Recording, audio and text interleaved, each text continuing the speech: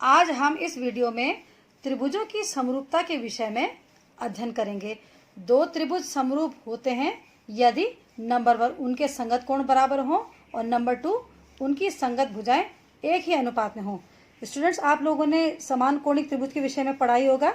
दो त्रिभुज समान कोणिक तब कहलाते हैं जब उन दोनों त्रिभुजों के संगत कोण आपस में बराबर हो जाएं।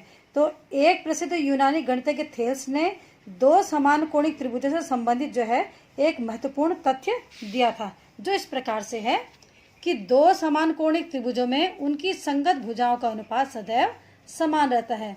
और इस प्रकार से इस परिणाम का प्रयोग उन्होंने किया था, और जिसे हम कहते हैं आधारभूत समानुपातिकता प्रमेय। और इसको आजकल हम जो है थेल्स की प्रमेय से भी जानते हैं। मैं आपको इस आधारभूत समानुपातिकता प्रमेय को सिद्ध करना बताऊंगी, लेकिन उससे पहले मैं आपको इस प्रमेय को एक क्रियाकलाप के द्वारा समझाना चाहूंगी। आधारभूत समानुपातिकता प्रमेय यानी बेसिक प्रोपोर्शनैलिटी थ्योरम, जिसे हम थेल्स के प्रमेय भी जानते हैं। इसके अनुसार यदि किसी त्रिभुज की एक भुजा के समांतर अन्य दो भुजाओं को भिन्न भिन्न बिंदुओं पर प्रतिच्छेद करने के लिए एक रेखा खींची जाए तो यह रेखा अन्य दो भुजाओं को समान अनुपात में विभाजित करती है।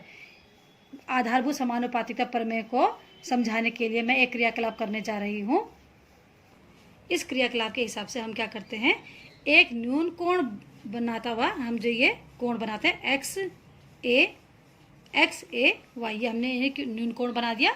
और इस न्यून कोण की बनाने वाली नीचे वाली जो भुजा है ए एक्स, इस पर हम कोई जो है 5 या 6 बिंदु ले लेंगे बराबर बराबर दूरी पर। तो इसके लिए मैंने क्या किया है, ये देख सकते हैं आप, स्केल में मैंने 2-2 सेंटीमीटर की दूरी पर बराबर बराबर नाप के मैंने ये पॉइंट ले लेने, काट लेने हैं।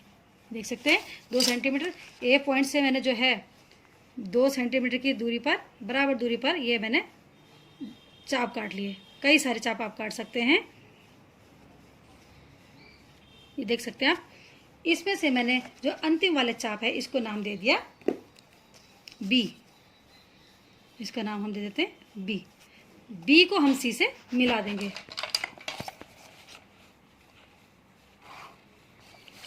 तो इस प्रकार से हमारे पास एक त्रिभुज तैयार हो जाता है ए बी सी। अब हम क्या करते हैं, इनमें से जो 1 2 3 4 हमारे पास कई प्रकार के चाप है, इनके नाम देते हैं A1 A2 A3 A4। ये कई सारे चाप के नाम हैं। इनमें से किसी भी एक चाप को ले लेते हैं। सपोज हमने A3 वाला चाप लिया, तो हम क्या करेंगे, इस BC भुजा के समांतर हम A3 से रेखाखंड खींचेंगे जो ऊपर की ओर जाएगा। तो आप लोग जानते हैं कि समांतर रेखाखंड कैसे खींचा जाता है। एक रेखा के समांतर दूसरी रेखा खींचना।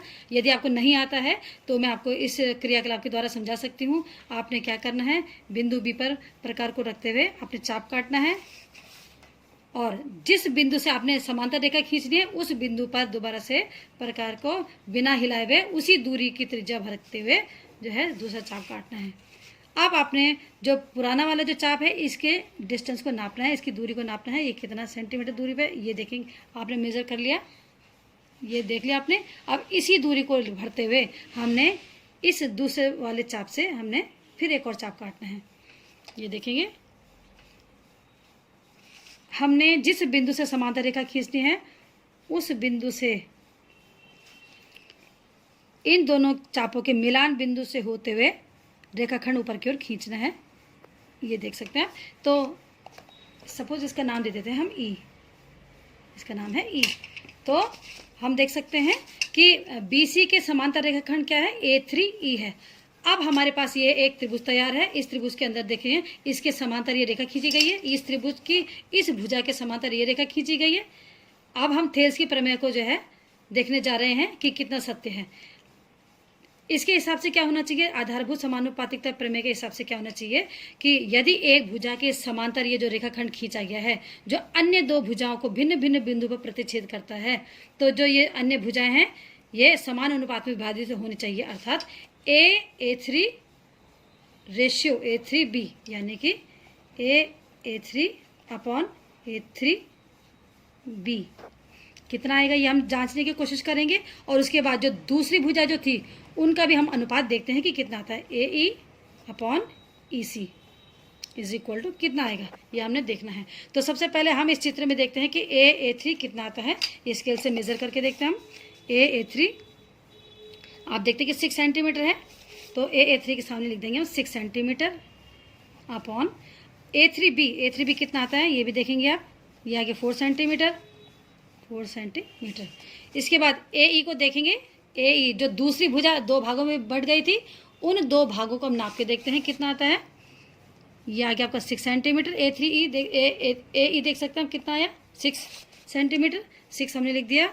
और EC को मेज़र करते हैं तो ये कितना है, ठीक 4 सेंटीमीटर। तो आप क्या देख सकते हैं, इनका अनुपात क्या आता है, इसका अनुपात आ गया 3:2 और इसका भी अनुपात क्या आ गया 3:2। इसी प्रकार से आप जो है अन्य चापों को लेकर के भी, आप A2 चाप को लेकर के भी जो है इस भुजा के समांतर आप दूसरा रेखाखंड खींचेंगे और A2 और A2B का अनुपात आप देखेंगे कितना आता है। इसके बाद जो है इस दूसरी भुजा में जो इस चाप से जो खींचा गया रेखाखंड था इसके समांतर, उन दोनों अनुपातों को भी आप मेजर करके देख सकते हैं। आप देखेंगे कि आधारभूत समानुपातिकता प्रमेय जो है यहाँ पे पूरी हो जा रही है, यानी कि यह सत्य है।